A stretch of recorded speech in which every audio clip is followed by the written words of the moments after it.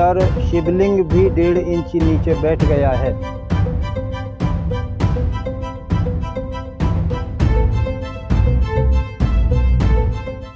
ભરૂચ જિલ્લાના ઝઘડિયા તાલુકામાંથી પસાર થતી નર્મદા નદીના કિનારે ઘણા પૌરાણિક મંદિરો આવેલા છે। નર્મદા કાંઠા વિસ્તારના વઢવાણા ગામે નદી તટે પૌરાણિક શક્રેશ્વર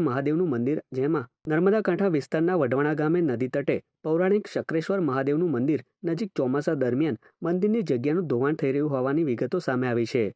શક્રેશ્વર મહાદેવનું મંદિર નર્મદા નદીની નજીકમાં આવેલું હોવાથી ચોમાસા દરમિયાન વરસાદના કારણે મંદિરની જગ્યાનું મોટા પાયે ધોવાણ થઈ રહ્યું છે, જેના કારણે મંદિર પરિસરમાં પણ તિરાડો પડી ગઈ છે। આ સ્થળે મંદિરનું ધોવાણ અટકાવવા માટે સંરક્ષણ દિવાલ બનાવવાની જરૂર વર્તાઈ રહી છે।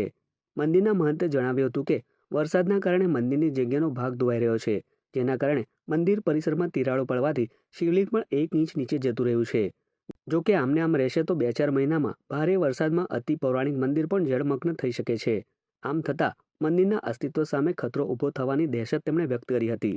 ये 600 साल पुराना मंदिर है। यहाँ पर कमवासियों की सेवा ज़्यादा से ज़्यादा होती है और पूरे गांव का सहयोग भी है, मगर पूरा गांव क्या कर सकता है, ये तो प्रशासन का काम है।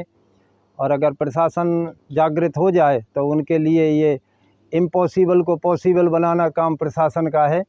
हमारी तो करवत विनती है आप प्रशासन से कि इस आश्रम को बचाएं। और मैं तो कहता हूं कि नर्मदा खंड में जितने भी आश्रम हैं जो इस समय ज़्यादा नुकसान में, सबको बचाएं।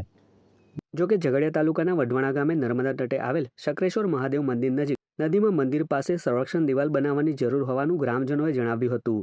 વધુમાં આ બાબતે ગ્રામજનોએ તંત્રમાં વારંવાર લેખિત રજૂઆત પણ કરી છે, ત્યારે મંદિર નજીક થઈ રહેલું ધોવાણ અટકાવવા તાકીદે સંરક્ષણ દિવાલ બનાવાય તે જરૂરી બન્યું છે।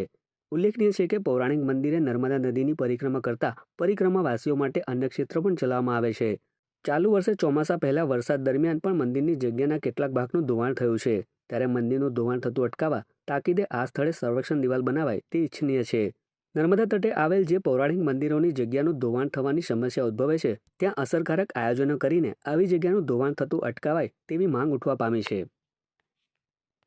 ગયા વર્ષે અમે આ બધી રજૂઆત કરી હતી મંદિરની સંરક્ષણ દિવાલ માટે, પણ હજુ કંઈ એનું નિરાકરણ આવેલ નથી। તો આ વર્ષે પહેલા વરસાદની અંદર જ મંદિરનું ધોવાણ એકદમ નજીક આવી ગયું છે, એટલે મંદિરનું આ વર્ષે વધારે વરસાદ પડે તો કદાચ મંદિર અહીંયા ના રહે તો તંત્રને એવી અમારી અપીલ છે કે વહેલી તકે આ મંદિર માટે સંરક્ષણ દિવાલ આપે અને એનું કંઈ કામ કરે એવી તંત્રને અમારી તરફથી અપીલ છે।